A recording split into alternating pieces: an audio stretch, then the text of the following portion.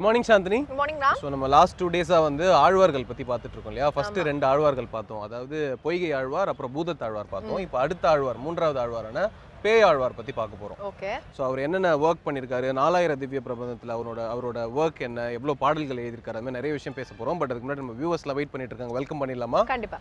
நேயர்கள் அனைவருக்கும் புத்தம் புது காலை வணக்கம்.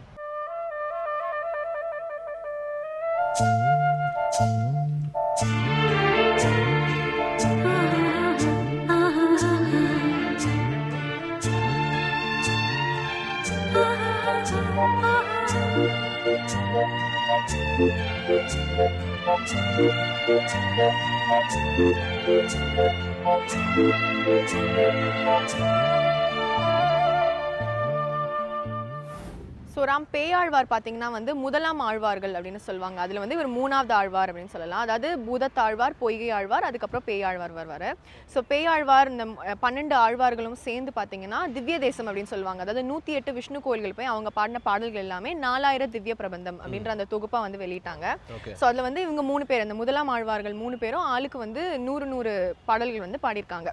ஓகே. ஸோ அந்த 4000 பாட்டில் வந்து 300 பாடல்கள் இவங்க பாடினது. ஆமாம். ஓகே. இதே மாதிரி அவர் எங்க கண்டெடுத்தாங்க அப்படின்ற விஷயம் நான் அடுத்த செக்மெண்ட்ல சொல்றேன். பட் அதுக்கு முன்னாடி இன்றைய சூரியோதயம் பார்க்கறதுக்கு நேரம் வந்துச்சு, பார்த்துடலாமா? கண்டிப்பா. இது சூரியோதயம்.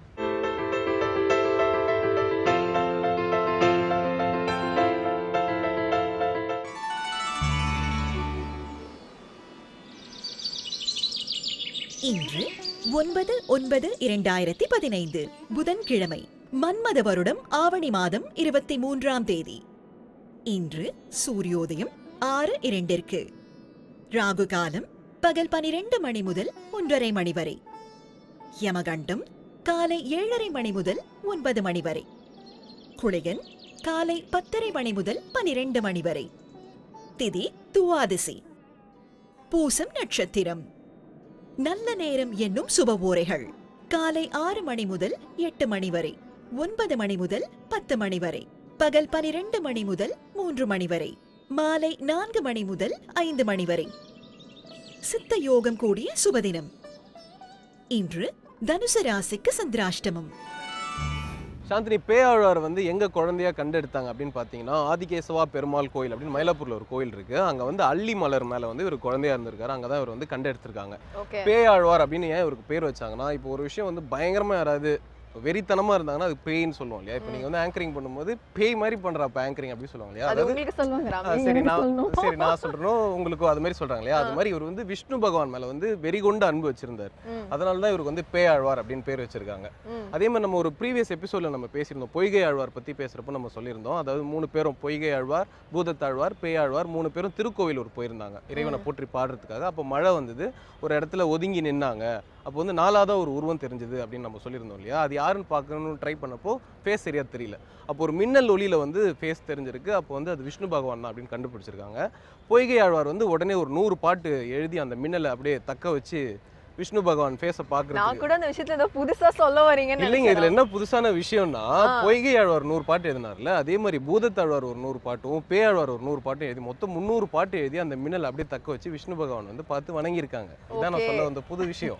ஓகே. சோ எல்லாரும் வந்து செஞ்சுரி அடிச்சிருக்காங்க. ஆமா, செஞ்சுரி அடிச்சிருக்காங்க. ஆளுக்கு ஒரு செஞ்சுரி அடிச்சிருக்காங்க. ஓகே. சோ நீங்களும் ஒரு கிரிக்கெட்டங்கிறது ப்ரூவ் பண்ணிட்டீங்க. சரி, தொடர்ந்து பாத்தீங்கன்னா இலக்கிய மேகம் ஸ்ரீனிவாசன் அவர்கள் அபிராமி அந்தாதில இருந்து ஒரு பாட்டு மற்றும் அதோட விளக்கத்தோட காத்துட்டு இருக்காரு. பாத்துடலாமா? பாத்துடலாம். இது அபிராமி அந்தாதி.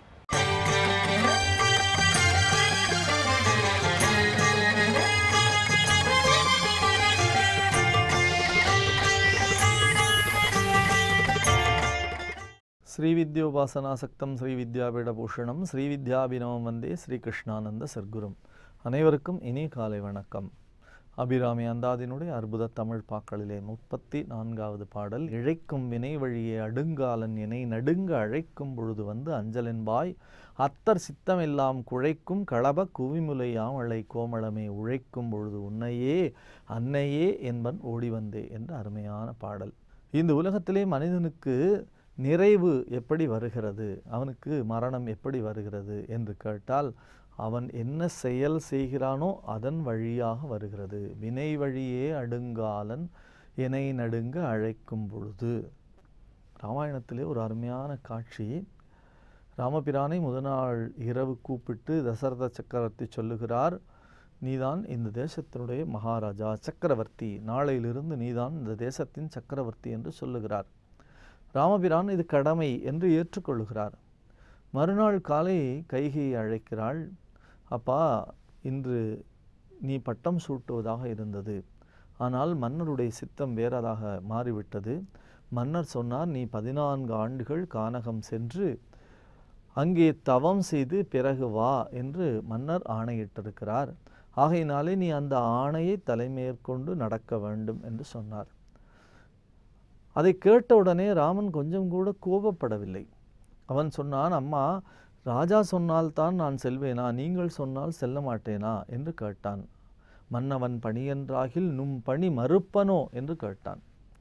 அப்படி கேட்டவுடனே அவனுக்கு கோபம் வரும், அல்லது ஏதாவது அந்த இடத்திலே கொஞ்சம் மாறுபாடான செயல் நடக்கும் என்று நினைத்த கைகையை கூட கொஞ்சம் அதிர்ந்து போனாள். ஆனால் அவளுடைய அதிர்வையெல்லாம் ஸ்ரீராமன் சிந்திக்கவே இல்லை. அவர் அங்கே இருந்து கிளம்பி கோசலனுடைய வீட்டிற்கு வருகிறார். கானகம் செல்ல தயாராகிவிட்டார். மனத்தளவிலே எல்லாவற்றையும் துறந்து விட்டார்.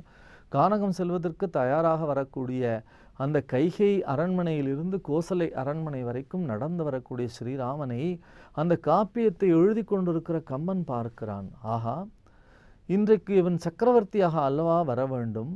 இந்த சக்கரவர்த்தி வருகிறான் என்று சொன்னால் அவனுடைய சூழல் எப்படி இருக்கும் யோசித்து பார்க்கிறேன். பின்னாலே ஒருவன் வெண்கொற்ற குடை பிடித்திருப்பான். 2 பக்கமும் 2 பேர் கவரி வீசுவார்கள். முன்னாலே புரோகிதர்கள் மந்திர மங்களங்களை சொல்லுவார்கள். நல்ல மங்கள வாத்தியங்கள், நாதஸ்வரங்கள், மேளங்கள் ஒலிக்கும். அப்படி எல்லா வகையிலுமாக இந்த ஒரு சக்கரவர்த்தி எல்லோரும் வாழ்க வாழ்க என்று சொல்லிக்கொண்டு ஸ்ரீ ராமச்சந்திரமூர்த்திக்கு வாழ்த்து கோஷம் போடுவார்கள். அப்படி எல்லாருமாக மங்கள பெண்டிர்கள் எல்லாம் நல்ல பாடல்களை இசைப்பார்கள். அப்படி எல்லாருமாக சேர்ந்து ஒரு மிக அருமையான சூழ்நிலையிலே நடுநாயகமாக ஸ்ரீராமன் தன்னுடைய அருமையான திருப்பாதங்களை பதித்தல்லவா கைகேயி மாளிகையிலிருந்து கோசலை மாளிகை வரைக்கும், இன்னும் அரண்மனையினுடைய மிகச் சிறப்பு வாய்ந்த அந்த சிம்மாசனம் வரைக்கும் நடந்து போவான். அப்படிப்பட்ட ஸ்ரீராமன் இப்பொழுது எப்படி வருகிறான்? தன்னுடைய முகத்திலே எந்த குறிப்பான மாற்றமும் இல்லை என்று சொன்னாலும் கூட அவன் நடந்து வருகிற பொழுது கம்பனாலே அதனை ஜீரணிக்க முடியவில்லை. ஆகையினாலே கம்பன் எழுதினான், இழைக்கின்ற அந்த அருமையான சூழ்நிலையை பார்த்து கம்பன் எழுதினான், இழைக்கின்ற விதி முன் செல்ல தர்மம் பின் இறங்கி ஏக என்று எழுதினான். ராமன் வருகிறானாம். எப்படி வருகிறானாம்? குழைக்கின்ற கவரியின்றி வெண்கொற்ற குடையுமின்றி இழைக்கின்ற விதி முன் செல்ல தர்மம் பின் இறங்கி ஏக என்று சொன்னான். இழைக்கின்ற விதி என்று சொன்னால் இங்கே ராமன் விதிக்கும் அதற்கும் எந்த சம்பந்தமும் இல்லை. ராமன் விதி என்று சொன்னால் எப்படி எழுதியிருக்க வேண்டும்? இழைத்த விதி என்று சொல்லியிருக்க வேண்டும்.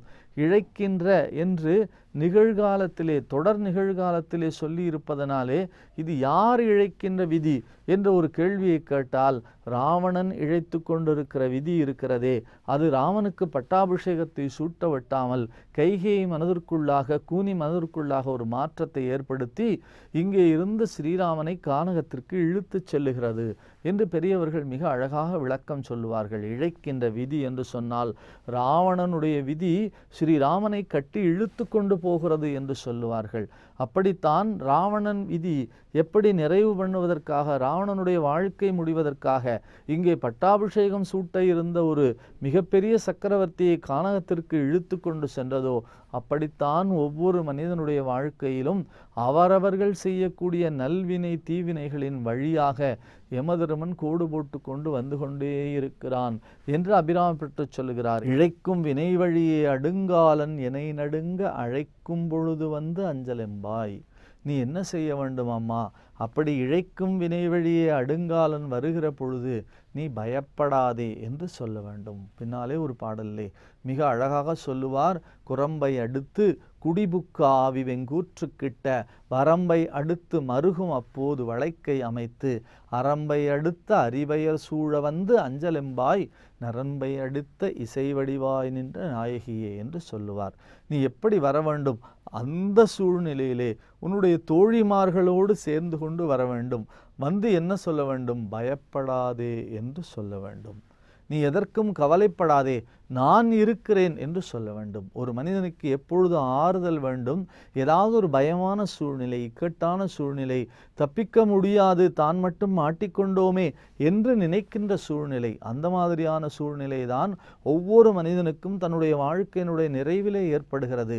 அந்த நேரத்திலே யார் துணைக்கு வருவார்கள்? நான் இந்த ஊருக்கு போகிறேன் வருகிறாயா என்று கேட்டால் வருவார்கள். அந்த ஊருக்கு, அந்த வெளிநாட்டிற்கு டூர் போகிறேன் வருகிறாயா என்று கேட்டால் வருவார்கள். எந்த மனிதனாவது இன்னொரு மனிதனிடத்திலே நான் இந்த ஊருக்கு போகப் போகிறேன், தனியாக போகப் போகிறேன், வருகிறாயா என்று கேட்டால் யாரும் வரமாட்டார்கள். அந்த சூழ்நிலையிலே யார் துணைக்கு வருவார்கள் என்று கேட்டால் இறைவன் மட்டும்தான் வருவான். அந்தகன் வரும்போது அவனியில் யார் துணை என்று ஒரு பாடலில் கேட்பார்கள். அப்பொழுது யார் துணை? அம்பிகை சொல்லுவாளாம், பயப்படாதே நான் இருக்கிறேன் என்று சொல்லுவாளாம். அரம்பை அடுத்த அறிவையர் சூழ வந்து அஞ்சலென்பாய் என்று இன்னொரு பாடலிலே பதிவு செய்வார். ஆகையினாலே தான் இன்னொரு பாடலிலே மிக சிறப்பாக சொல்லுவார், சிறக்கும் கமலத் திருவே நின் சேவடி சென்னி வைக்க துறக்கம் தரும் நின் துணைவரும் நீயும் துரியமற்ற உறக்கம் தர வந்து உடம்போடு உயிர் அறிவு அற்று மறக்கும் பொழுது என் முன்னே வரல் வேண்டும் வருந்தீமே என்று சொல்லுவார். உடம்போடு உயிர் உறவு அற்று மறக்கும் பொழுது, உடம்போடு உயிர் உறவு எப்பொழுது அற்றுப்போய் விடுகிறதோ அந்த சூழ்நிலையிலே நீ எனக்கு முன்னாலே எழுந்தருள வேண்டும். அப்பொழுது நான் இருக்கிறேன், பயப்படாதே என்று சொல்ல வேண்டும். உன்னுடைய தேனினும் பாலினும் இனிய குரலினாலே நீ பேச வேண்டும் என்று அபிராமி பட்டர் பல இடங்களிலே சொல்லிக்கொண்டே வருகிறார். என்ன காரணம் என்று கேட்டால், அந்த சூழ்நிலையிலே எந்த மனிதனுக்கும் நான் இருக்கிறேன் என்று பராசக்தி வெளிப்படுவாளானால் அதைவிட பேறு இந்த உலகத்திலே வேறு எதுவுமே இருக்காது. அப்படி எப்படி வெளிப்பட முடியும் என்று கேட்டால், அவர் வாழ்நாள் முழுக்க பராசக்தி சிந்தித்து கொண்டே இருந்திருக்க வேண்டும். ஒவ்வொரு நாளும் விடியலிலே இருந்து இரவு வரைக்குமாக இறைவியினுடைய திருநாமத்தை பலமுறை சொல்லிக்கொண்டே இருந்திருக்க வேண்டும். அப்படி சொல்லியிருப்பாரானால் நிச்சயமாக வாழ்க்கையினுடைய நிறைவு பகுதியிலே கூட அவரை அறியாமலேயே, அந்த மனிதனை அறியாமலேயே, அந்த பெண்மணியை அறியாமலேயே அவர்களுடைய நாமம் தானாக வந்து கொண்டே இருக்கும். எப்பொழுதுமாக லலிதா சகஸ்ரநாமம், எப்பொழுதுமாக லலிதா திரிசதி, எப்பொழுதுமாக மூக பஞ்சசதி, எப்பொழுதுமாக சௌந்தரலஹரி, எப்பொழுதுமாக அபிராமி அந்தாதி, எப்பொழுதுமாக ஆர்யா திவிசதி, எப்பொழுதுமாக சியாமளா தண்டகம், எப்பொழுதுமாக மகிஷாசுர மர்தினி என்று அந்த ஸ்லோகங்களையும் அந்த பாராயண நூல்களையுமாக யார் தொடர்ச்சியாக தங்களுடைய வாழ்க்கையிலே உருப்போட்டு கொண்டே இருக்கிறார்களோ அவர்களுக்கு நிச்சயமாக பயம் என்பதே வந்து விடாது. எனக்கு யார் இருக்கிறார்கள்? என் பராசக்தி இருக்கிறாள். எனக்கு ஒரு அன்னை வளர்த்தனள் என்னை, அவள் பெயர் மூகாம்பாள், நான் அவள் பிள்ளை, துயர் எனக்கில்லை, காப்பாள் ஜெகதாம்பாள் என்று அருமையாக பாடுவார் கவிஞர் வாலி. அந்த வகையிலே நான் மறந்தாலும் தான் மறவாத உள்ளம் அன்னை உள்ளம். அப்படி நான் மறந்து போனாலும் கூட அவள் மறக்காமல் ஓடி வந்து நான் இருக்கிறேன் என்று சொல்லுவாளாம். அப்படி நீ சொல்ல வேண்டும் என்று கேட்கிறார் அபிராமி பட்டர். இழைக்கும் வினை வழியே அடுங்காலன் எனை நடுங்க அழைக்கும் பொழுது வந்து அஞ்சல் என்பாய், அத்தர் சித்தமெல்லாம் குழைக்கும் களவ குவிமுலை யாமலை கோமளமே உழைக்கும் பொழுது உன்னையே அன்னையே என்பன் ஓடி வந்தே என்ற அருமையான தமிழ் பாடலை, அற்புதமான பாடலை தொடர்ந்து சிந்திப்போம். நாளை சந்திப்போம். நன்றி, வணக்கம். ராம், ஆக்சுவலி வந்து ஆழ்வார் அப்படின்றதுக்கு ஒரு அர்த்தம் இருக்குது. ஆழ்வார்கள்னு ஏன் பேர் வந்தது அப்படின்னா வந்து, இப்போ ஒரு ஆழமான கடல் இருக்குது அப்படின்னா வந்து அதில் அது வந்து ஒரு டிவோட்டி அப்படின்னு சொன்னால் அதில் வந்து குதிக்கிறவங்க தான் வந்து ஆழ்வார்கள் அப்படின்னு சொல்லுவாங்களாம். அப்படியா? ஆமாம். ஸோ அந்த மாதிரி ஒரு இம்பார்ட்டன்டான ஒரு டெஃபினேஷன் கொடுத்துருந்தாங்க. அது ஏன்னு எனக்கு தெரியல. அதுக்கப்புறம் ஆக்சுவலி வந்து ஆழ்வார்கள் தான் வந்து வைஷ்ணவிசம், ஹிந்துவிசமில் இருக்க அந்த வைஷ்ணவிசம் பரப்புனது. விஷ்ணுவை வந்து ஆமாம், விஷ்ணு வந்து கும்பிட ஆரம்பிச்சது இவங்க தான். ஸோ இவங்க டைரக்ட் டிவோட்டிஸ், அதாவது கடவுளோட இறை தூதர்கள் அப்படின்னு கூட சொல்லுவாங்க. ஸோ எந்த பீரியட்ல அப்படின்னு பார்த்தீங்கன்னா 5th இருந்து 8th century AD அந்த டைம்குள்ள தான் வைஷ்ணவிசம் வந்து ரொம்ப ஹெவியாக பரவிட்டு இருந்தது. ஸோ அதுக்கப்புறம் வந்து முதல் 3 ஆழ்வார்கள் இருக்காங்க இல்லையா? ஸோ அந்த முதல் 3 ஆழ்வார்களுமே வந்து விஷ்ணுவோட ஒவ்வொரு ஒரு ப்ராப்பர்ட்டி வந்து குறிக்கிறதா இருக்கான். விஷ்ணு கிட்ட சங்கு சக்கரம் அதெல்லாம் இருக்கு இல்லையா? ஸோ அந்த மாதிரி வந்து சங்கு வந்து பொய்கை ஆழ்வாராம். ஸோ சங்கோட இன்னொரு இன்கார்னேஷன் தான் பொய்கை ஆழ்வார் அப்படின்ற மாதிரி சொல்றாங்க. அதுக்கப்புறம் ஆமா, பிரதிபலிப்பு அப்படின்ற சொல்லலாம். அண்ட் வந்து ஸ்வாட் வால் இருக்கு இல்லையா, அது வந்து பேய் ஆழ்வார். அண்ட் பூதத்தாழ்வார் வந்து விஷ்ணு கையில தண்டாயுதம் இருக்கும் இல்லையா, அதுதான் வந்து பூதத்தாழ்வாராம். ஸோ விஷ்ணுவோட ஆயுதங்களா வந்து முதல் 3 ஆழ்வார்கள் இருந்திருக்காங்க. கரெக்டா? ஜாக்கிரதையா இருந்துக்கோங்க. ஓகே, ஜாக்கிரதையா இருந்துக்கிறேன். இதே மாதிரி பேயாழ்வாருக்கு வந்து வேற சில பெயர்கள்லாம் இருக்கு. அதை பத்தி நம்ம அடுத்த செக்மெண்ட்ல பார்க்கலாம். பட் அதுக்கு முன்னாடி பார்த்துடலாமா? கண்டிப்பா. இது கனவு மெய்ப்பட.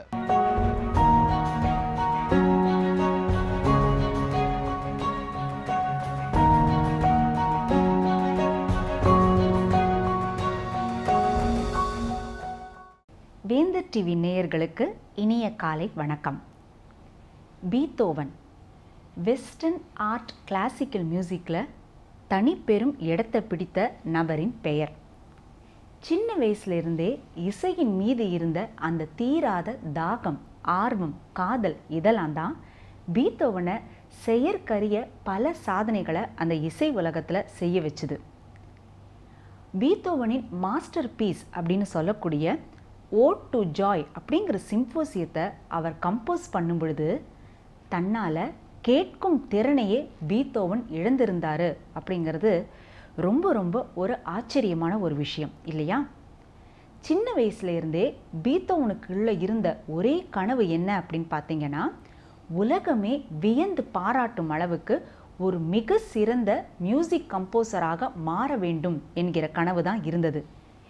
இந்த கனவு மெய்ப்படணும் அப்படின்னா என்ன செய்யணும்? புது மாதிரியான இசைகளை நாம் இசை அமைக்கணும், அந்த இசையையே இந்த உலக மக்களுக்கு நாம் படைக்கணும் அப்படின்ற ஒரு முடிவோடு தான் பீத்தோவன் தன்னுடைய வாழ்க்கை பயணத்தையே தொடங்கியிருக்காரு. பீத்தோவனின் வாழ்க்கை வரலாற்றை நாம் கொஞ்சம் புரட்டி பார்த்தோம் அப்படின்னா, அவருடைய மாஸ்டர் பீஸ்னு சொல்லக்கூடிய அந்த கடைசி 5 சிம்பனிஸ்களை அவர் இசை அமைக்கும் பொழுது சுத்தமாக கேட்கும் திறனையே அவர் இழந்திருந்தார். என்னால் தான் என்னுடைய இசையை கேட்க முடியாது அப்படின்னாலும் என் இசை மீது எனக்கு முழு நம்பிக்கை இருக்கிறது. நான் இசை அமைக்கப் போகும் இந்த சிம்பனிஸ்களை நிச்சயம் உலக மக்கள் கேட்டு ரசிப்பாங்க அப்படின்ற அந்த ஒரே தீர்மானத்தோடும் அந்த ஒரே மன உறுதியோடும் மட்டுமே தான் பீத்தோவன் தன்னுடைய அந்த கடைசி 10 வருடங்கள் இசையமைத்த 5 சிம்பனிகளையுமே இசையமைச்சிருக்காரு. சின்ன வயசுலேருந்தே புது மாதிரியான ஒரு பாணியை இசை அமைப்பதில் புகுத்தணும் அப்படின்னு பீத்தோவன் பலவிதமான யுக்திகளை தன்னுடைய இசையில் புகுத்திக்கிட்டே இருப்பாராம். ஒரு முறை தன்னுடைய வயலினை வச்சு அவர் வித்தியாசமான ஒரு இசையை அமைச்சு கொடுக்கும் பொழுது அவரை சுற்றி இருந்தவங்கள்லாம் அவர் இசையமைச்சதை கேட்டுட்டு, நீ இசை அமைப்பது நல்லாவே இல்லை, உன்னால் ஒரு மிக சிறந்த கம்போசராக வரவே முடியாது அப்படிங்கிற பாராட்டு பத்திரத்தை தான் பீத்தோவனுக்கு கொடுத்துருக்காங்க. ஒரே ஒரு விஷயம்தான் வெற்றியாளரையும் தோல்வியாளரையும் வித்தியாசப்படுத்தும். உலகமே நம் மீது நம்பிக்கை வைத்திருந்தாலும் நமது ஆற்றலின் மீதும் திறமையின் மீதும் நாம் நம்பிக்கை வைக்காத நபராக நாம் மாறும் பொழுது நாம் ஒரு தோல்வியாளராக மாறிப்போவோம். உலகமே நம் மீது நம்பிக்கையே வைக்கலை அப்படின்னாலும் நமது ஆற்றலின் மீதும் திறமையின் மீதும் முழு நம்பிக்கை கொண்ட நபராக நாம் இருந்தோம் அப்படின்னா நிச்சயம் ஒரு நாள் அல்ல ஒரு நாள் வெற்றியாளராக நாம் மாறப்போவது உறுதி அப்படிங்கிற ஒரு விஷயத்தை தான் பீத்தோவனின் வாழ்க்கை நமக்கு பாடமாக சொல்லி கொடுக்குது. உன்னால் ஒரு மியூசிக் கம்போசராக வரவே முடியாதுன்னு மற்றவங்க சொல்லி இருந்தாலும் பீத்தோவன் என்னன்னு நம்பினார்? எனது இசை அமைக்கும் திறனின் மீது எனக்கு முழு நம்பிக்கை இருக்கிறது. ஒரு நாள் அல்ல ஒரு நாள் நிச்சயம் நான் ஒரு மிக சிறந்த மியூசிக் கம்போசராக மாறி காட்டுவேன் அப்படிங்கிற அந்த ஒரு தன்னம்பிக்கை அவரிடம் இருந்ததால் மட்டுமே தான் ஒரு மியூசிக் கம்போசராக, வேர்ல்ட் ரினவுட் மியூசிக் கம்போசராக தாம் மாறணும் அப்படிங்கிற அந்த கனவு அவருக்கு மெய்ப்பிக்க ஆரம்பிச்சுது. மற்றவங்களாம் சொல்கிறாங்களே நம்மளால் ஒரு கம்போசராகவே மாற முடியாது அப்படின்னு, அவங்க சொன்ன வார்த்தைகளை உண்மை என நம்பிக்கொண்டு அதையே இவர் வாசித்து சுவாசித்து கொண்டும் இருந்தார் அப்படின்னா என்ன ஆயிருக்கும்? அவரால் மிக சிறந்த அந்த மியூசிக் கம்போசிஷன்களை கொண்டு வந்திருக்கவே முடியாது. மே 8ஆம் தேதி 1824ஆம் ஆண்டு அவர் இசையமைத்த அந்த 9th சிம்போசியம், அந்த ஓட் டு ஜாயை ஒரு மிகப்பெரிய அரங்கத்தில் அவர் ப்ளே பண்ணி காமிச்சதுமே அந்த அரங்கத்தில் இருந்த மொத்த கூட்டமே அவருக்கு ஒரு பிரம்மாண்டமான கைத்தட்டல்களை பரிசாக கொடுத்துதான். ஆனால் பீத்தோவன் அந்த சமயம் அந்த கைத்தட்டல்களை கேட்கும் திறனையே இழந்திருந்தார். ஸ்டேஜுக்கு முதுகு காட்டிக்கொண்டு அவர் பியானோவில் இசையமைச்சிட்டு இருந்தார். மக்கள் எல்லாம் தன்னுடைய இசைக்கு ஒரு மிக சிறந்த அங்கீகாரத்தையும் பாராட்டையும் தெரிவிச்சிருக்காங்க அப்படிங்கிறத உணரக்கூடிய ஸ்டேஜில் கூட பீத்தோவன் அன்னைக்கு இல்லை. என்னுடைய பணி என்பது சிறந்த இசையை மக்களுக்கு கொடுக்க வேண்டும், நான் இசையமைப்பதை ஒரு தெய்வார்ப்பணமாகத்தான் செய்கிறேன் அப்படிங்கிற ஒரு உயர்ந்த நோக்கோட தான் அவர் அன்னைக்கு இசையமைச்சிருந்தார். ஆனாலும் அந்த கோரஸ் அவரோட பக்கத்தில் நின்று அந்த கோரஸில் பாடிட்டு இருந்த நபர்கள்லாம் என்ன நினச்சாங்க, பீத்தோவனுக்கு தெரியணும் தான் இசையமைச்ச இந்த ஓட் டு ஜாயை மக்கள் அத்தனை பேருமே பாராட்டியிருக்காங்க அப்படிங்கிறத அவர் பார்க்கணும் உணரணும்னு ஆசைப்பட்ட ஒரு கோரஸ் நபர் என்ன பண்ணியிருக்காரு, பீத்தோவனோட முதுகை தட்டி அவரை ஆடியன்ஸ் பக்கமாக திருப்பியிருக்காரு. இன்னும் ஆடியன்ஸ்லாம் நம்ம கைத்தட்டி முடிச்சப்புறம் இவர் திரும்பி இருக்காரே, அதாவது ஆடியன்ஸ்க்கு தெரியாது பீத்தோவன் தன்னுடைய அதாவது காதால் கேட்கும் திறனை இழந்துட்டாரு அப்படிங்கிறது ஆடியன்ஸ்க்கு தெரியாது. சரி, நம்ம பக்கம் இப்போ பீத்தோவன் திரும்பி இருக்காரு அப்படிங்கிறத பார்த்ததுமே ஆடியன்ஸ் எல்லாரும் இந்த ஸ்டாண்டிங் ஓவேஷன் அப்படிம்பாங்க, எல்லாரும் எழுந்து இருந்து கைத்தட்டி ஆரவாரம் பண்ணியிருக்காங்க. பீத்தோவனுக்கு மறுபடியும் அவங்க கைத்தட்டிய சத்தம் கேட்கல, ஆனால் உணர்வு பூர்வமாக தன்னுடைய இசையை மக்கள் ஏற்றுக்கிட்டாங்க, அதற்காக அவங்க தங்களோட பாராட்டுகளை தெரிவிச்சிட்டு இருக்காங்க அப்படிங்கிற ஒரு விஷயம் நன்றாக புலப்பட்டது. அதற்கு பர்த்தியாக பீத்தோவன் என்ன பண்ணாரு, ஒரே ஒரு துளி ஆனந்த கண்ணீரை சிந்தினாராம். அதுதான் மக்கள் அவருக்கு கொடுத்த அந்த கிளாப்ஸ்களுக்கு அவர் சொன்ன தேங்க்யூ நோட் அப்படின்னே சொல்லலாம். ஒவ்வொரு முறையும் அதாவது தன்னுடைய அந்த கேட்கும் திறனை இழந்த பிறகு பீத்தோவன் ஒவ்வொரு முறையும் இசையமைக்கும் பொழுது அவரால் சில நோட்ஸ்களை உணர முடிஞ்சுதான்.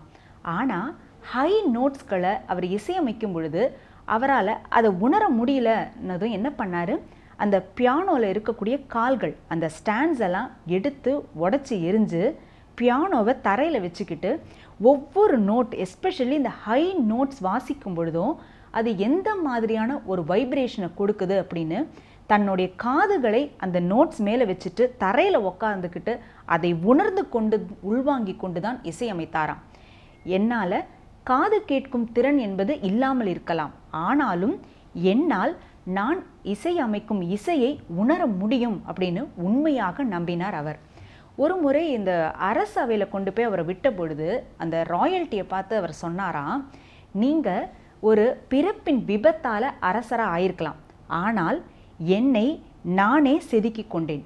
இந்த உலகத்தில் உங்களை மாதிரி 1000 அரசர்கள் உருவாகலாம், ஆனால் என்னை போல ஒரே ஒரு பீத்தோவன் தான் உருவாக முடியும் அப்படின்னு சொன்னாராம்.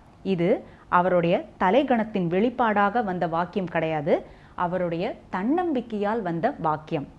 தலைகணத்துக்கும் தன்னம்பிக்கைக்கும் ஒரே ஒரு சின்ன வித்தியாசம்தான் இருக்குது.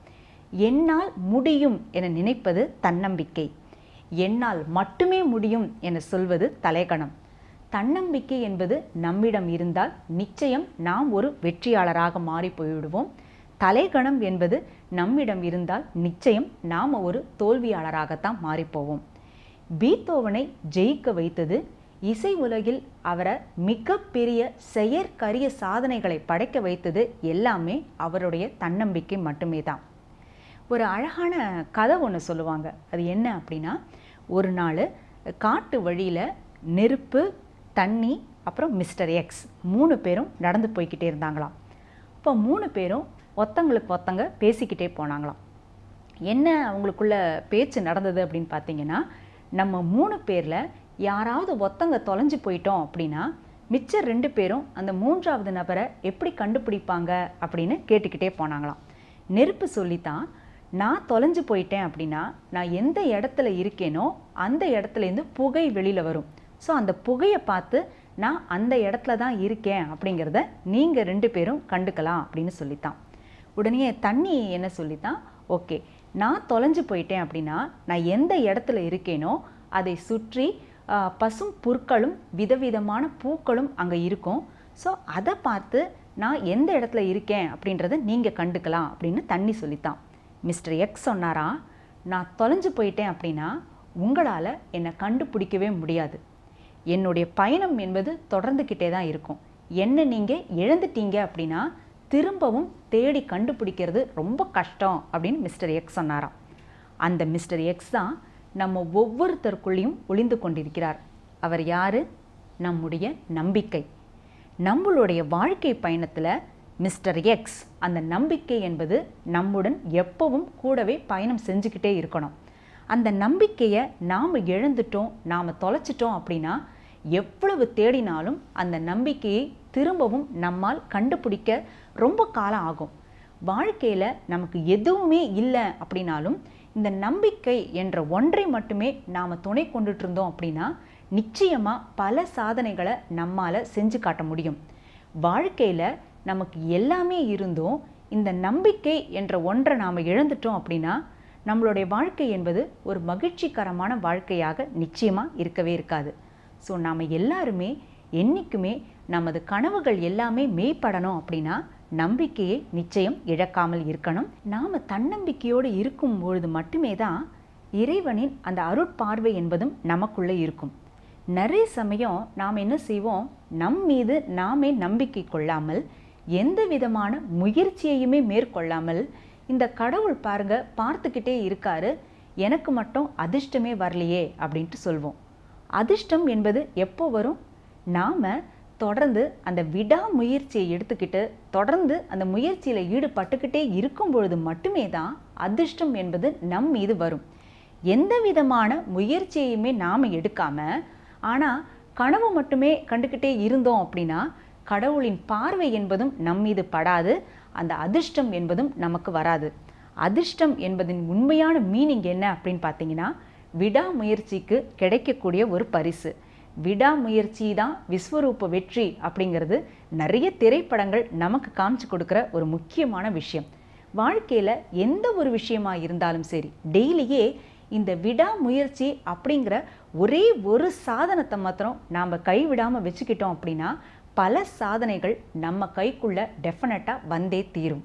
மீண்டும் ஒரு நல்ல கருத்தோடும் கதையோடும் உங்கள் அனைவரையும் அடுத்த நிகழ்ச்சியில் சந்திக்கிறேன். நன்றி, வணக்கம். சாந்தினி, நான் ஆல்ரெடி சொன்ன மாதிரி பேயாழ்வார் வந்து அந்த கோயிலில் இருந்த அல்லிமலர், ஆதிகேசவா பெருமாள் கோயில் இருந்த அல்லிமலர் மேலே தான் அவரை கண்டெடுத்தாங்க. அப்புறம் வந்து பேயாழ்வார்னு அவருக்கு ஏன் பேர் வந்ததுன்னா அவர் வந்து விஷ்ணு பகவான் மேலே கொண்ட அளவு கடந்த அன்புனால அவருக்கு பேயாழ்வார் பேர் வந்தது. இது இல்லாமல் அவருக்கு இன்னும் 2 பேர் இருக்குது. அது வந்து மகாதவயா அண்ட் மயிலாப்பூர் ரதாபதி. ஏன்னா அந்த கோயில் வந்து மயிலாப்பூரில் இருந்ததுனால அவர் மயிலாப்பூர் ரதாபதி. மகாதவயான்னு எதுவும் சொன்னீங்களே, அதுக்கு சரியா காரணம் தெரியல, பட் ஒரு பெரிய மகான் அப்படி வச்சுக்கலாம். இஷ்டத்துக்கு நீங்களே சொல்லிடுறது. இல்லைங்க, வேற என்னங்க இருக்கும், மகா அப்படின்னாலே பெரிய, மிகப்பெரிய அப்படின்னு தான் அர்த்தம். அதனால மகாதவயா அப்படின்னு. சரி, ஓகேங்க விக்கிபீடியா. ஸோ நம்ம இப்போ அடுத்ததான் என்ன பார்க்க போறோம்னா டாக்டர் சிவராமன் டிசீஸ் அண்ட் இன்ஸ்பிரன்ஷன் பற்றி பேசுறதுக்காக காத்துட்டு இருக்காரு. பார்த்துடலாம். இதனால மாதிரி ஆவல்.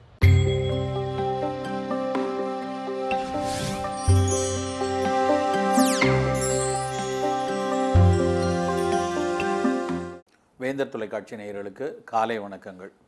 நம்ம உடம்பு தனக்கான தேவையை வந்து ஒவ்வொரு நாளும் அது தன்னை வந்து ஏதாவது ஒரு சின்ன சின்ன குறிகுணங்கள் மூலமாக வெளிக்காட்டி கொண்டே இருக்கும்.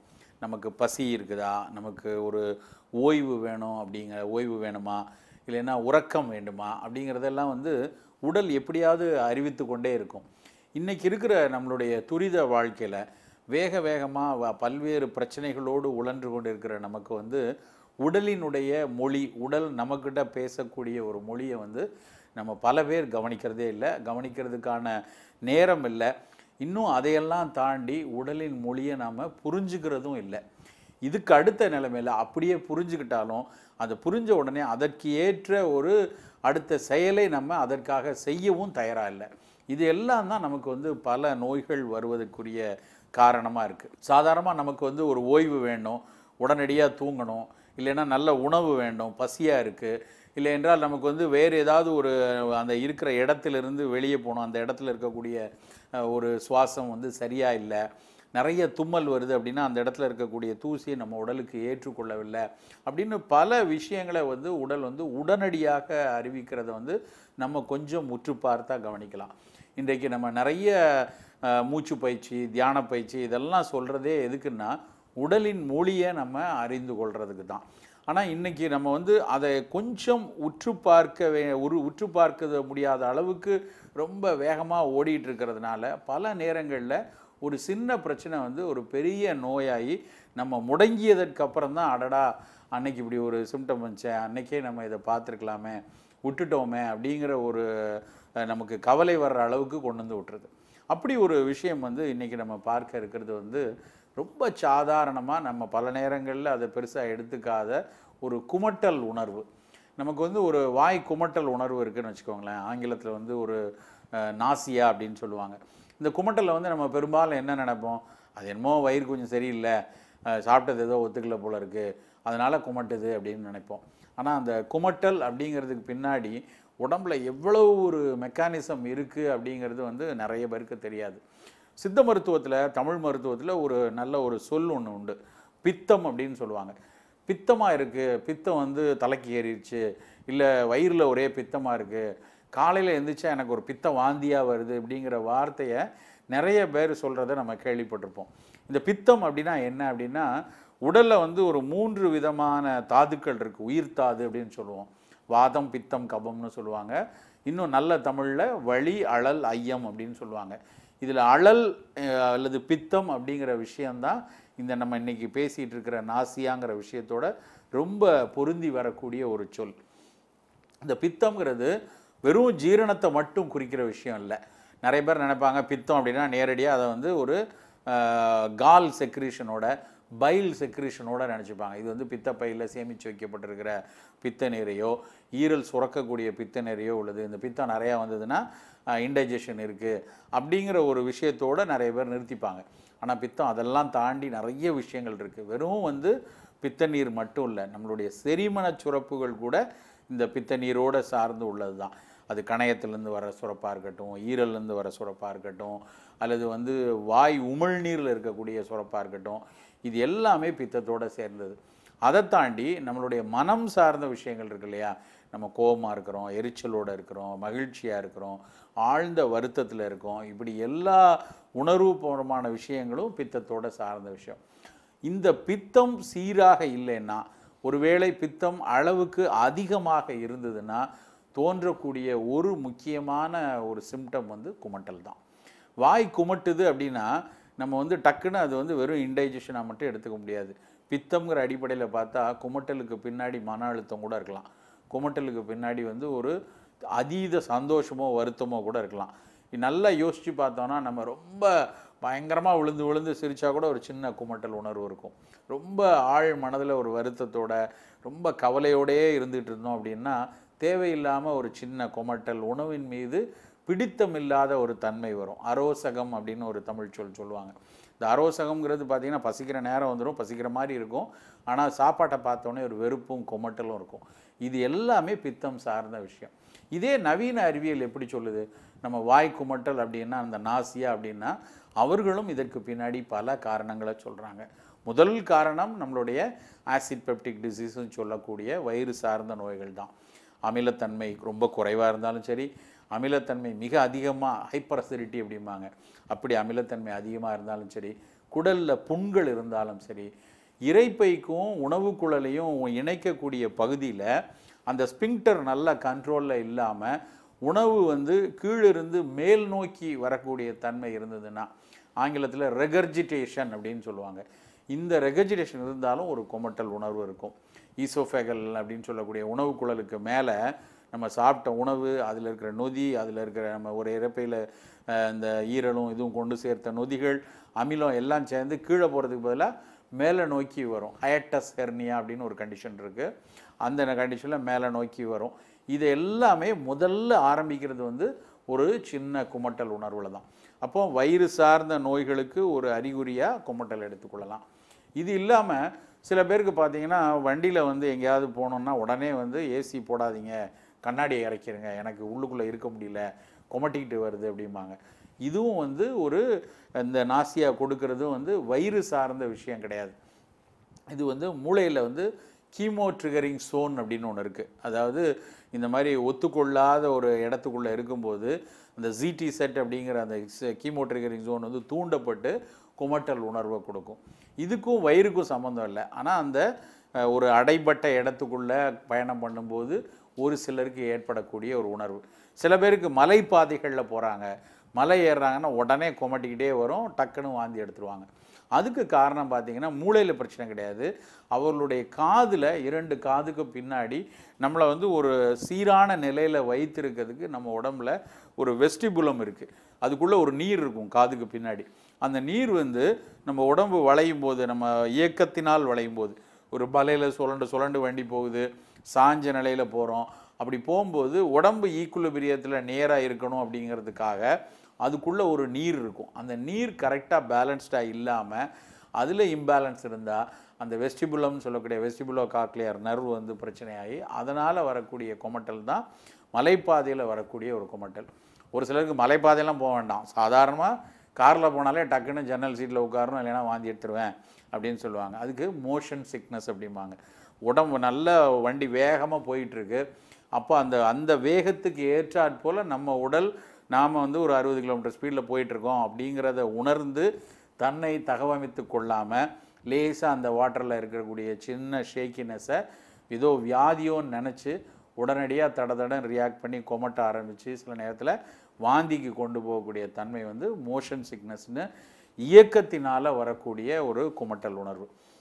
இப்படி ஒரு சின்ன நாசியாவுக்கு பின்னாடி, ஒரு குமட்டல்ங்கிறதுக்கு பின்னாடி ஒரு இரைப்பை சார்ந்த பிரச்சனையாக இருக்கலாம், இல்லை டைஜஷன் சார்ந்த பிரச்சனையாக இருக்கலாம், இல்லைன்னா வந்து ஒரு நம்மளுடைய வெஸ்டிபுலம் சொல்லக்கூடிய காதில் இருக்கக்கூடிய பிரச்சனையாக இருக்கலாம். இப்படி பல பிரச்சனைகளில் குமட்டல் இருக்கும்.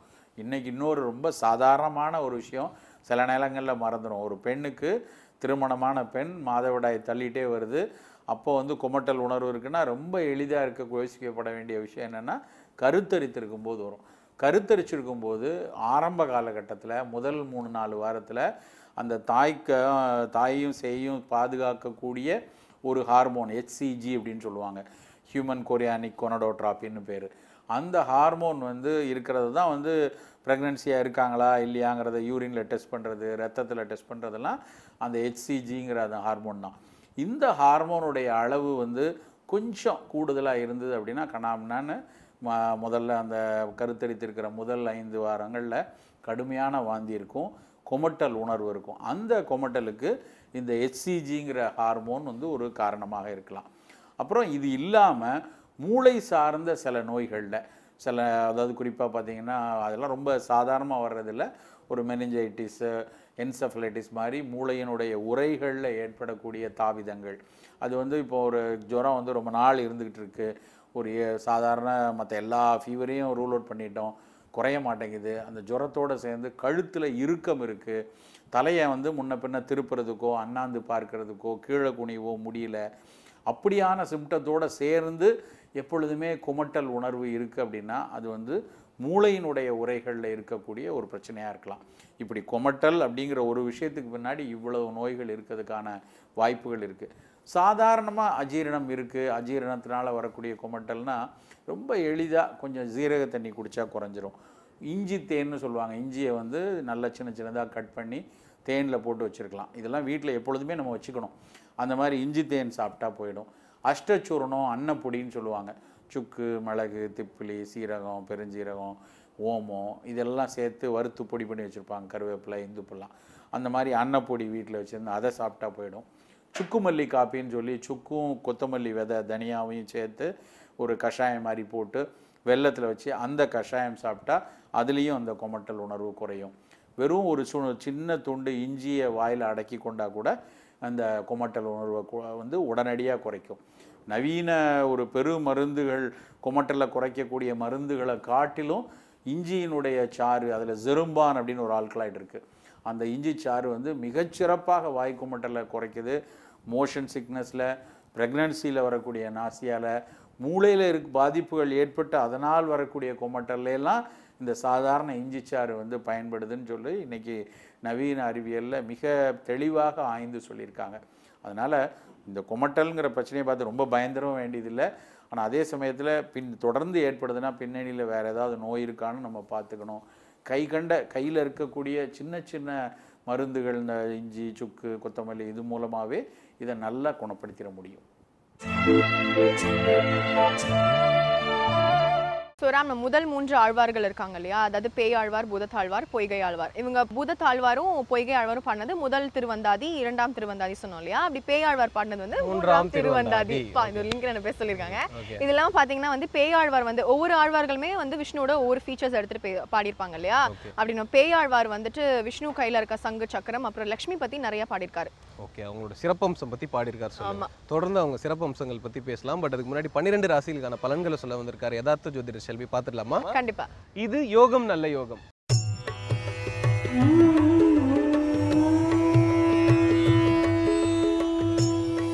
வேந்தர் டிவி நேயர்களுக்கு அனைவருக்கும் இனிய காலை வணக்கம். யோகம் நல்ல யோகம் நிகழ்ச்சியில் சந்திப்பதில் மிக மகிழ்ச்சி அடைகின்றேன். ஒவ்வொரு நாளும் அவரவர்களுடைய மேஷம் முதல் மீனம் வரை உள்ள ராசி நேயர்களுடைய தினப்படங்களை பார்த்து கொண்டு வருகின்றோம். அப்படி பார்க்கையில் இன்றைய நாளானது 9ஆம் தேதி 9வது மாதம் 2015ஆம் ஆண்டு ஆவணி மாதம் 23ஆம் நாள் புதன்கிழமை. முதலாவதாக பார்க்கக்கூடிய ராசி மேஷ ராசி. இரத்தத்தில் ஏற்கனவே உபத்திரம் உள்ளவர்கள் சிறிது கவனமாக இருக்க வேண்டும். இரத்தபந்த உறவுகளுக்கும் உங்களுக்கும் வாக்குவாதம் வேண்டாம். குடும்பத்தில் உள்ள பெற்றோர் பெரியோர் உடல்நிலைக்கும் அதிக முக்கியத்துவம் கொடுங்கள். கண்டிப்பாக அவசியமில்லாத அந்த குடும்பத்தினுடைய சொத்துக்கள் விஷயத்தில் சிறிது மூக்கை நுழைக்காமல் இருப்பது நன்மை தரும். பூமியால் மிகப்பெரிய யோகங்கள் அனுகூலங்கள் காணப்பட்டாலும் தவறான முதலீடுகள் மன சங்கடத்தை ஏற்படுத்தி விடலாம்.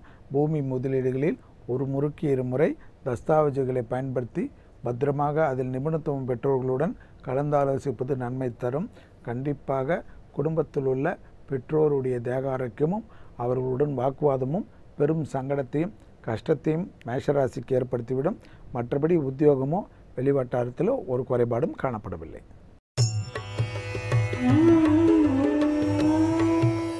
அடுத்ததாக நாம் பார்க்கக்கூடிய ராசிக்காரர்கள் ரிஷப ராசிக்காரர்கள். பெரிய அளவு அனுகூலங்கள், புதிய பொருள் சேர்க்கை சந்தோஷங்கள், குடும்பத்தில் பிரிந்தவர்கள் ஒன்றாவதற்குண்டான சாத்திக்கூறுகள், குடும்பத்தாருடன் தொலைதூர பயணங்கள், திட்டமிடாத பயணங்கள் கூட சந்தோஷத்தையும் அனுகூலத்தையும் ஏற்படுத்தி தரும். தொட்டது தொடங்கக்கூடிய காலகட்டம், படிப்படியாக நல்ல முன்னேற்றம், உத்தியோகத்தில் மேலும் சிறப்பும் அனுகூலங்கள் காணப்படுகிறது. கண்டிப்பாக தைரியமாக எடுக்கக்கூடிய பலவிதமான பிரச்சனைகள் பரிபூர்ண நிவர்த்தி ஏற்படுவதுடன் புதிய முயற்சிகள் பலரால் பாராட்டப்படும்.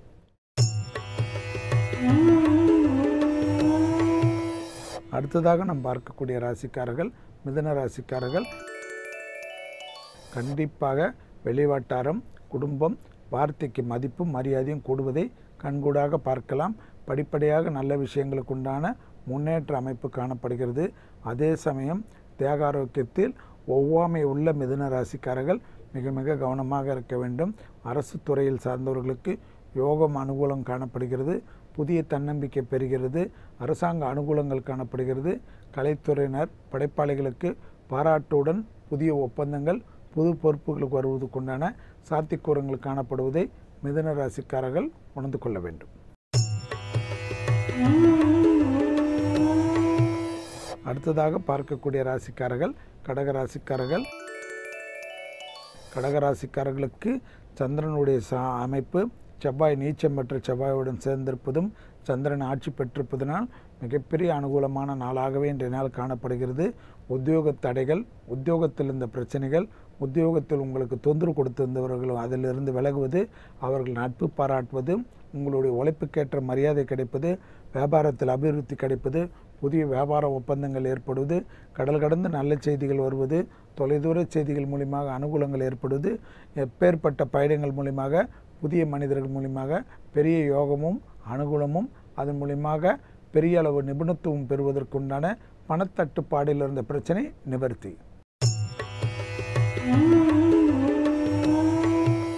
அடுத்ததாக பார்க்கக்கூடிய ராசிக்காரர்கள் சிம்ம ராசிக்காரர்கள். வங்கி அட்டைகளில் வீட்டிலே வைத்துவிட்டு செல்வதே நன்மை தரும். அனாவசிய செலவுகள் ஏற்படக்கூடிய நாள். தேவையில்லாத செலவுகள் பெரும் பாதிப்புகளையும் சங்கடத்தையும் ஏற்படுத்திவிடும். படிப்படியாக நல்ல விஷயங்கள் அனுகூலங்களெல்லாம் காணப்பட்டாலும் வீண் விரயம் வேண்டாம். குடும்பத்தாருடன் கலந்து ஆலோசியுங்கள். புதிய முதலீடுகள் பெரியவர்கள் நண்பர்களுடன் கலந்து ஆலோசிக்காமல் தான் தோன்றித்தனமாக செய்வது பெரும் சிக்கலையும் கஷ்டத்தையும் ஏற்படுத்திவிடலாம். பொருள்கள் களவு போவதற்குண்டான சூழ்நிலை காணப்படுவதனால் யாரையும் நம்புவதோ உங்களிடம் நீண்ட நாட்களாக இருக்கிறார்கள் என்று எண்ணத்தில் சிறிது ஒப்படைப்பதோ சங்கடங்களை ஏற்படுத்தலாம்.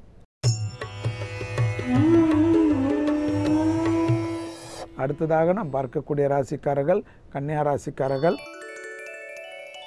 லாபமான அமைப்பு, புது பொருள் சேர்க்கை, ஆடை ஆபரண சேர்க்கை, யோகமான அமைப்பு, திருமண தடையிலிருந்து பரிபூர்ண நிவர்த்தி, வீடு அமைப்பை புதுப்பிப்பது, வீடு சீரமைப்பிப்பது, எதிர்பார்க்காத நல்ல இடத்திலிருந்து நல்ல விஷயங்கள் வருவது, தொட்டது தொடங்கக்கூடிய காலகட்டமாக இருப்பது, எது யோகம் அனுகூலம் பரிபூர்ண நிவர்த்தி ஏற்படுவதை கண்கூடாக பார்க்கலாம்.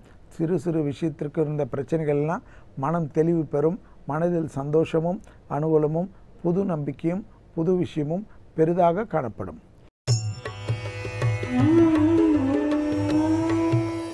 அடுத்ததாக நாம் பார்க்கக்கூடிய ராசிக்காரர்கள் துலா ராசிக்காரர்கள்.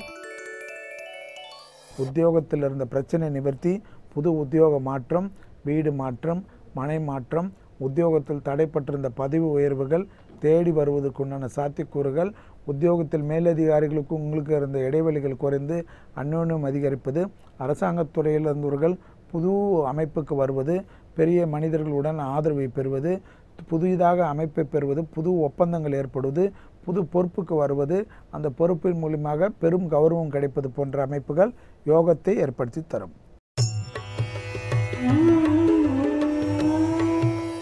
அடுத்ததாக நாம் பார்க்கக்கூடிய ராசிக்காரர்கள் விருச்சிக ராசிக்காரர்கள். தந்தையாருடைய தேக ஆரோக்கியம் மிக முக்கியத்துவம் கொடுக்க வேண்டும். ஜவாப் கொடுக்காதீர்கள், ஜாமீன் கொடுக்காதீர்கள். சட்ட சிக்கல் உள்ளவர்கள் அதில் மிக மிக கவனமாக இருக்க வேண்டும். எல்லாம் தெரியும் என்ற மமதை வேண்டாம். யாரையும் தவறாக பேசுவது வாழ்க்கையில் நிம்மதியற்ற தன்மையை ஏற்படுத்திவிடும். பொறுமையாக இருங்கள், பொறுத்து கொள்ளுங்கள். லகரி வஸ்துக்களை பயன்படுத்தி வண்டி வாகனத்தை செலுத்துவர்கள் பெரும் சங்கடத்தையும் பெரும் கஷ்டத்தையும் அனுபவிக்க சூழ்நிலை ஏற்பட்டுவிடும். மிக மிக கவனம். அரசு உத்தியோகத்தில் இருப்பவர்கள் எல்லா விதத்திலும் கவனம். செய்யாத தவறுக்கு பதில் சொல்ல வேண்டி வரும்.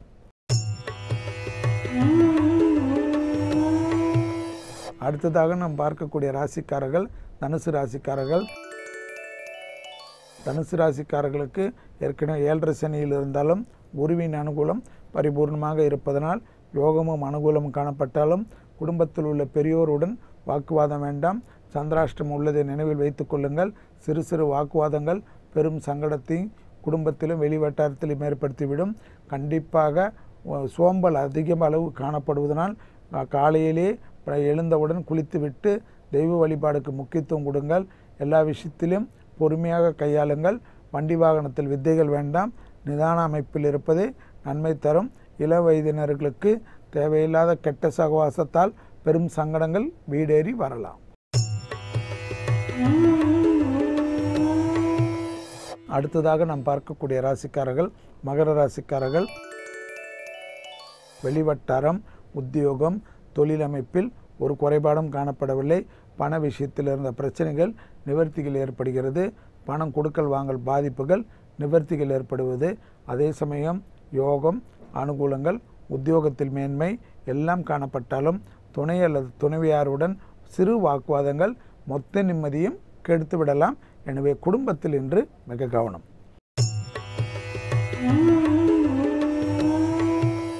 அடுத்ததாக நாம் பார்க்கக்கூடிய ராசிக்காரர்கள் கும்பராசிக்காரர்கள். தைரியம், தன்னம்பிக்கை வளருவதுடன் புதிதாக சாதிப்பீர்கள். பெரிய அனுகூலங்கள் ஏற்படும். பெரிய அளவுக்கு யோகமும் காணப்படும். தொட்டது துளங்கக்கூடிய காலகட்டமாக காணப்படுகிறது. புது ஒப்பந்தங்கள் கைகூடுகிறது. மேலதிகாரிகளால் மிகப்பெரிய அனுகூலங்கள் காணப்படுகிறது.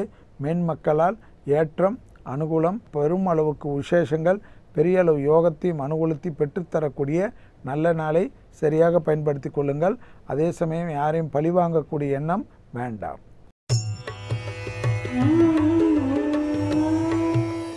அடுத்ததாக நாம் பார்க்கக்கூடிய ராசிக்காரர்கள் மீன ராசிக்காரர்கள். பிள்ளைகள் விஷயத்தில் சிறிது கவனம். அவர்கள் விஷயத்தில் கோபதாபம் வேண்டாம். பூத கண்ணாடி ஆராய்ச்சி வேண்டாம்.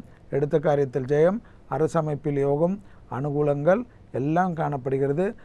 சூரியனுடைய பாதிப்பு பெரும் அனுகூலத்தில் இருப்பதனால் உங்கள் மேலதிகாரிகளுக்கு உங்களுக்கும் இருந்த பிரச்சனைகள் நிவர்த்திகள், உத்தியோகத்தில் மேன்மைகள், உத்தியோகத்தில் அனுகூலங்கள் எல்லாம் காணப்பட்டாலும் கண்டிப்பாக குடும்ப விஷயத்தில் சிறிது கவனம்.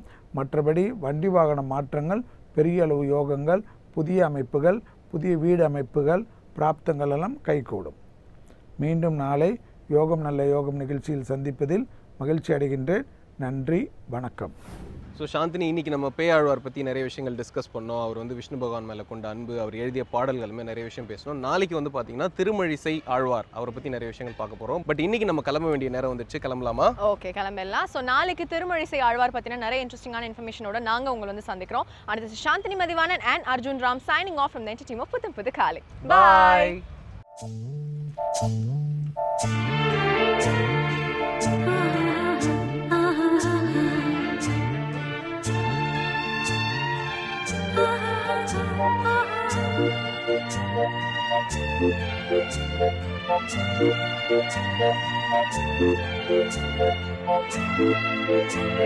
Thank you.